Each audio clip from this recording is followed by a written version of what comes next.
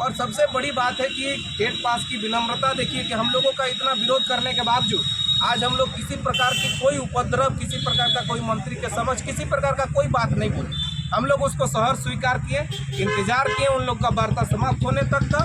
फिर बाद में हम हमारे उपाध्यक्ष मिथिलेश यादव जी और एक हमारे लातेहार के अनूप जी थे, 3 जन हम लोग अंदर गए। हमारे बीच में मोतीलाल सहदेव जी भी थे, झारखंड मुक्ति मोर्चा के जिला अध्यक्ष लातेहार के, वो भी सामने बैठे हुए थे। उनको याद भी कराएं कि सर हम लोग 127 दिन का आंदोलन में राजभवन में बैठे हुए थे।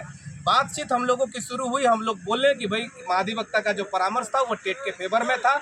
उन्होंने देखा और उनको ये भी याद दिलाए कि जब हम लोग राजभवन में बैठे हुए थे उस दौरान भी हमारे दस्तावेजों को आपने देखा था।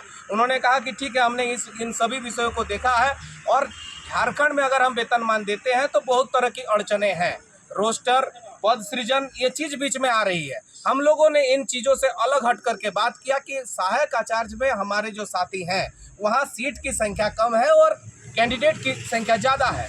इस बीच में अगर 24,000 हमारे लिए जो आरक्षित पद अभी भी बचे हुए हैं, जिसमें 12,000 हमारे लिए आरक्षित है, उन पदों को क्योंकि 13/2023 के विज्ञापन में स्पष्ट लिखा है कि अभियाची विभाग द्वारा कोटिवार रिक्तियों की संख्या बढ़ाई जा सकती है।